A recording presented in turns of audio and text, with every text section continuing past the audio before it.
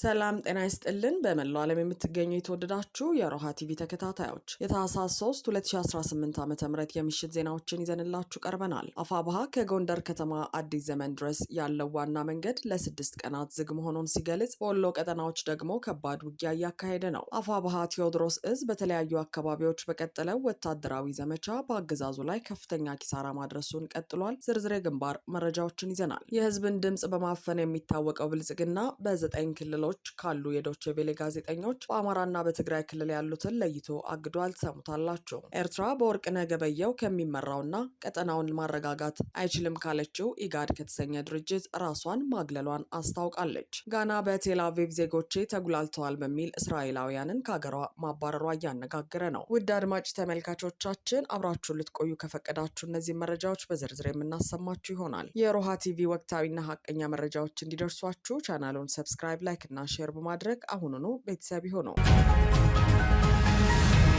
አፋብኃ ከጎንደር ከተማ አዲስ ዘመን ድረስ ያለው ዋና መንገድ ለ6 ቀናት ዝግ መሆኑን ሲገልጽ፣ በወሎ ቀጠናዎች ደግሞ ከባድ ውጊያ እያካሄደ ነው። አፋብኃ በላይ ዘለቀ እዝ ዳግማዊ ቴዎድሮስ 5ኛ ኮር በዛሬው ዕለት ባስተላለፈው መልእክት አገዛዙ በጦርነቱ የአማራ ፋኖን ማሸነፍ እንደማይችል ተገንዝቦ በተላላኪዎቹ በኩል የአማራን ሕዝብ የሚያማርሩ የዘረፋና የእገታ ወንጀሎች እንዲፈጸሙ ለከሃዲዎች ግልጽ ስምሪት በመስጠትና በተለያዩ ስልቶች ለስርዓት አልበኞችና ወንበዴዎች ምቹ ሁኔታ በመፍጠር እንዲሁም ወታደራዊ ከለላ እየሰጠ ወገናችንን በእጅ አዙር ለማሰቃየት ታትሮ እየሰራ ነው ብለዋል። በተለይም ከጎንደር ከተማ ጠዳ ክፍለ ከተማ እስከ አዲስ ዘመን በሚገኙ ልዩ ልዩ ቦታዎች ተላላፊ ተሳፋሪዎችና አሽከርካሪዎች ላይ የወንብድና ተግባር እንዲፈጽሙ እያደረገ የቆየ መሆኑን አስታውሰዋል። የሰሜን አማራ ቀጠና ግንባር ትግልን ለላቀ ውጤት ለማብቃት እዛችን በላይ ዘለቀ ህዳር 30 2018 ዓ.ም በይፋ አውጆ የጀመረውን ጥልቅ ማጥራትና ማብቃት ንቅናቄ በመደገፍ ኮሩ ወደ ተግባር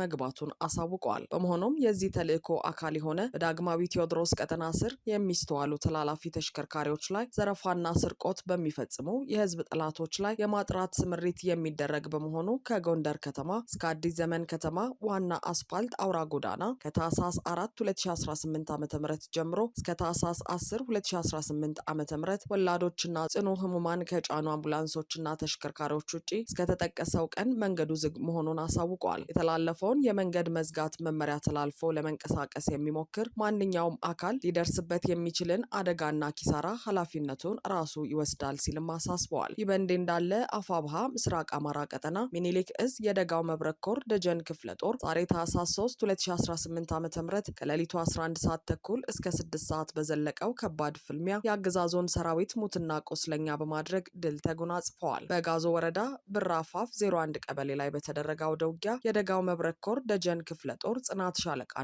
ኮማንዶ 3ኛ ሻለቃ ባደረጉት የማጥቃት ውጊያ በርካታ የአገዛዙ ሰራዊት በመደምሰስ ምሽግ የተሰበረ ሲሆን ከጋሸናና ከአሁን ተገኝ ከተማ በገፍ የመጣው የብልጽግና ሰራዊት ምሽጉን ለቆ ወደ መጣበት ሸሽቷል። በሌላ ወደ ግንባር መረጃ በመካነ ሰላም ግንባር የ45ኛ ክፍለ ጦር ወታደሮች ላይ ከፍተኛ ጉዳት ማድረስ መቻሉን የአማራ ፋኖ ብሔራዊ ኃይል ምስራቅ አማራ ቀጠና ሚኒሊክ እዝ ንጉስ ሚካኤል አሊኮር ኢንጂነር ደሳለኛ አሰፋ ክፍለ ጦር ጌታ ሰው አስረስ ብርጌድ ቃል አቀባይ ገልጸዋል። ትናንት ከቀኑ 10 ሰዓት ጀምሮ እስከ ሌሊት 6 ሰዓት በቀጠለው ተጋድሎ ሞታይ ፍሬዎቹ የጌታ ሰው አስረስ ብርጌድ ፋኖች ድል ቀንቷቸዋል። የሰሜን ምስራቅ እዝ 801ኛ ኮር 45ኛ ክፍለ ጦር ወታደሮች በ6 ተሽከርካሪዎች ተጭነው ወደ ጌታ ሰው አስረስ ብርጌድ ፋኖች የጦር ሰፈር ገብተው ከበባ ለመፈጸም ሲንቀሳቀሱ ደፈጣ ተጥሎባቸው ስለነበር የሞት ሸለቆ ውስጥ ገብተው በርካታ አባል ተነጥቀዋል። የአገዛዙ ኃይል በሁለት አቅጣጫ ተቆርጦ መግቢያ መውጫው ጠፍቶት የነፍስ አውጪኝ ሩጫ ላይ ባለበት ቅጽበት ጥቃት ተሰንዝሮበት አንድ ሲኖትራክ ሙሉ ወታደር ገደል ገብቷል ሲል ኮሮ አሳውቋል። ሲኖትራኩ ከጥቃት ለማምለጥ ሲሮጥ ሰኞ ገበያ አቅራቢያ ሲደርስ በብሬን ጎማው ተመቶ በርካታ ወታደሮች አልቀዋል። ቁስለኞችም ወደ መካነ ሰላም ጀነራል ሆስፒታል ተወስደው ስለነበር ሆስፒታሉ ለተከታታይ 3 ቀናት ለሲቪል ታካሚዎች አገልግሎት እንደማይሰጥ ተገልጿል።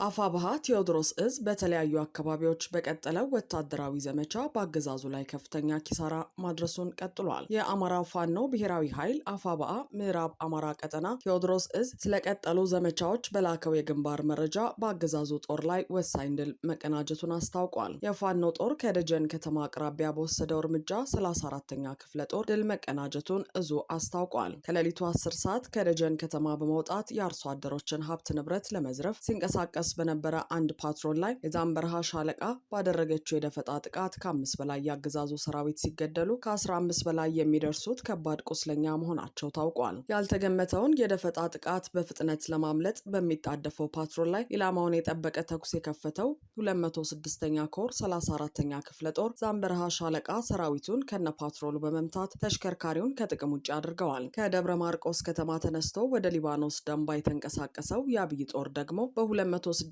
ኮር 14ኛ ክፍለ ጦር ጅበላ ሙተራ ሻለቃ ጋር በተደረገ ታላቅ ትንቅንቅ ሙሉ በሙሉ መመታቱ ተመላክቷል። ይህ በእንዲህ እንዳለ የአብይን ስርዓት በታማኝነት ሲያገለግል የነበረው ዋና ሳጅን አስናቀ ማናዬ የተባለው የፖሊስ አዛዥ በመጨረሻም በራሱ በአብይ ሰራዊት ተገድሎ አስከሬኑን ደጀን ከተማ መንገድ ላይ ተጥሎ ተገኝቷል ተብሏል። በትናንትናው ዕለት ደግሞ ከደንባ ደብረ ማርቆስ ከተማ ማረሚያ ቤት ድረስ ጠላትን የገፋችው ጅበላ ሙተራ ሻለቃ 37 የአብይ ሰራዊትን ጨምሮ ከዘራ ይዞ ሲያዋጋ የነበረውን 100 አለቃ በስናይፐር በመምታት ማስወገዳቸው ተነግሯል። በመልሶ ማደራጀት ትግበራው በ206ኛ ኮር እጁ የተቆረጠበት ጠላት ጅበላ ሙተራ ሻለቃን 3 ጊዜ ለማጥቃት የሞከረ ሲሆን በዛሬው ትንቅንቅ ጥቃቱን መቋቋም አቅቶት 4 ኪሎ ሜትር ወደ ኋላ ሲሸሽ በርካታ አስክሬኖችን ማንሳት አልቻለም ሲልም ቴዎድሮስ እዝ አስታውቋል። ይህ በእንዲህ እንዳለ የአገዛዙ ወታደሮች በየቀኑ ፋኖን መቀላቀላቸውን ሲቀጥሉ በምስራቅ ጎጃም ዞን ደባይ ጥላት ግን ወረዳ ቁይ ከተማ ላይ መሽጎ ከሚገኝበት ካምፕ በመክዳት በቡድን ሆነው ከነሙሉ ትጥቃቸው 24ኛ ክፍለ ጦርን ተቀላቅለዋል። የህዝብን ድምጽ በማፈን የሚታወቀው ብልጽግና በ9 ክልሎች ካሉ የዶቼ ቬሌ ጋዜጠኞች በአማራና በትግራይ ክልል ያሉትን ለይቶ አገደ። ዶቼ ቬሌ ሬዲዮ በኢትዮጵያ እንዳይዘግቡ በዘላቂነት ታገዱብኝ ስላላቸው 2 ዘጋቢዎች በተመለከተ በሰጠው ምላሽ ያለምንም ተጨባጭ ማብራሪያ ስራቸውን እንዲያቆሙ መደረጉ ተቀባይነት የለውም ሲል ገልጿል። በዚህም ይህን የብልጽግና አገዛዝ ውሳኔውን እቃወማለሁ ብሏል። ዶቼ ቬሌ የኢትዮጵያ መገናኛ ብዙሃን ባለስልጣን በትግራይና አማራ ክልሎች ውስጥ ሲዘግቡ የነበሩ ወኪሎች እስከ ወዲያኛው በቋሚነት ማገዱን አመልክቷል። ለእግዱ ግን ተጨባጭ ምክንያት አልቀረበልኝም ሲል ገልጿል። ቀደም ሲል በኢትዮጵያ ያሉ ሁሉንም ማለትም 9 ዘጋቢዎች በጊዜያዊነት የታገዱ ሲሆን 7ቱ በዚህ ሳምንት ስራቸውን እንዲቀጥሉ እንደተፈቀደላቸው ዶቼ ቬሌ ሬዲዮ ጣቢያ አሳውቋል። ዶቼ ቬሌ በጀርመን ሀገር መቀመጫውን ያደረገ ዓለም አቀፍ ሚዲያ ሲሆን በየዕለቱ የአማርኛ ቋንቋ ስርጭት እያቀረበ ረጅም ዓመታት አስቆጥረዋል። ኢትዮጵያ ባሉት ወኪሎቹ የአማርኛ ዘገባዎችን ለአድማጮቹ ያደርሳል። ሆኖም የአማራ ክልል ዘጋቢውን አለምነው መኮንንና የትግራይ ክልል ዘጋቢውን ሚሊዮን ኃይለስላሴን ብልጽግና አግዶበታል። የአገዛዙ እግድ ለዶቼ ቬሌ ብቻ ሳይሆን ባገኘው አጋጣሚ ሁሉ የሰሜኑን ሕዝብ ድምጽ ማፈኑን እንደሚቀጥል ያሳየ ነው። እነዚህ ጋዜጠኞች በክልሎቹ በብልጽግናው አገዛዝ የሚፈጸሙ ግፎችን የሚያጋልጡ ሚዛናዊ ዘገባ የሚሰሩና በሕዝቡም ተቀባይነት ያላቸው መሆናቸው ደግሞ ለመታገዳቸው ምክንያት ሆኗል።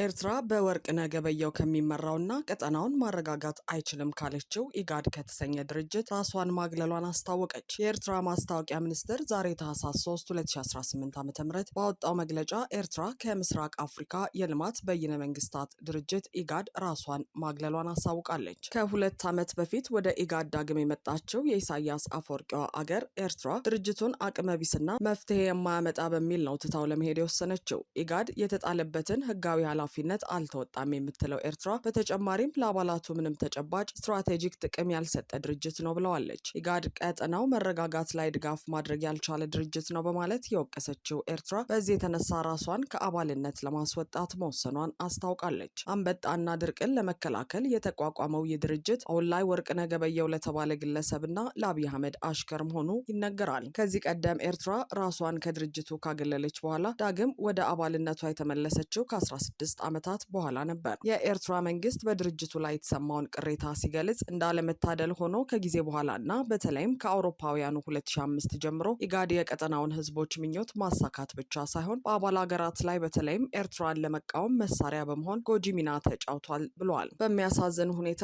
ኢጋድ ህጋዊ ግዴታዎቹን እየተወ የራሱን አስፈላጊነትና ህጋዊ ግዴታውን ዝቅ እያደረገ ነው። በዚህም የተነሳ ኤርትራ በውጤቱም ህጋዊ ግዴታውን በተወና ለአባላቱ ምንም ተጨባጭ ስትራቴጂክ ጥቅም ከማይሰጥ በቀጠናው መረጋጋት ላይ ድጋፍ ማድረግ ካልቻለ ድርጅት ራሷን ለማስወጣት ወስናለች ብለዋል። ድርጅቱ በተለይ ወርቅነህ ገበየሁ የተባሉ የአብይ አህመድ አገልጋይ በኃላፊነት ከያዙት በኋላ አድሏዊ እንቅስቃሴዎች ጎልተው ታይተዋል። ከሰሞኑ እንኳን ማስረሻ ሰጠ የተባለና ከፋኖ የተባረረ ግለሰብ እጁን ለብልጽግናው አገዛዝ በሰጠበት ወቅት ብልጽግና አፋሕድና የአማራ ክልል መንግስት ተደራደሩ ለሚለው ፕሮፓጋንዳ የተጠቀመው ይህንኑ ድርጅት ነው።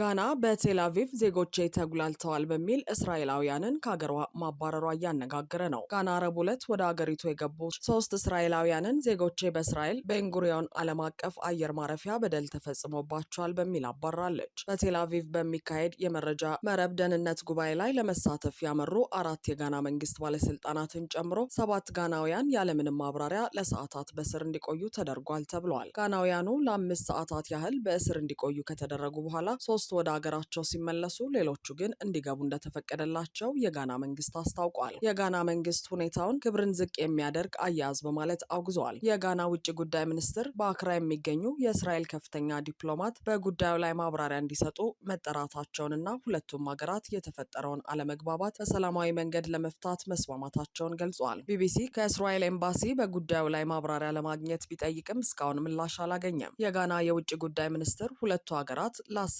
ዓመታት የዘለቀ የወዳጅነት ግንኙነት እንደነበራቸው ጠቅሶ የእስራኤል ድርጊት ከታሪካዊ ግንኙነታቸው ጋር የማይጣጣም ነው ብለዋል። የጋና መንግስት የእስራኤል ባለስልጣናት የፈጸሙትን ድርጊት የጋና ተጓዦችን ኢፍትሐዊ በሆነ መንገድ ኢላማ እንዳደረገ ይቆጥረዋል። እንዲሁም በዜጎቻችን ላይ የሚደርሰውን አሳፋሪ አያያዝ በተመለከተ በጽኑ ይቃወማል ሲል በመግለጫው አመልክቷል። ዜጎቻችን እስራኤል ሌሎች መንግስታት ዜጎቿን እንዲያስተናግዱ በምትጠቀምበት መንገድ በክብርና በአክብሮት እንዲያዙ እንጠብቃለን ሲልም አክለዋል። የውጭ ጉዳይ ሚኒስትር ሳሙኤል ኦኩዴቶ አብላኳ ለአንድ የሀገራቸው መገናኛ ብዙሃን እንደተናገሩት ከእስራኤል ለሚመለስ እያንዳንዱ ጋናዊ አንድ እስራኤላዊ እንደሚያባርሩ ተናግረዋል።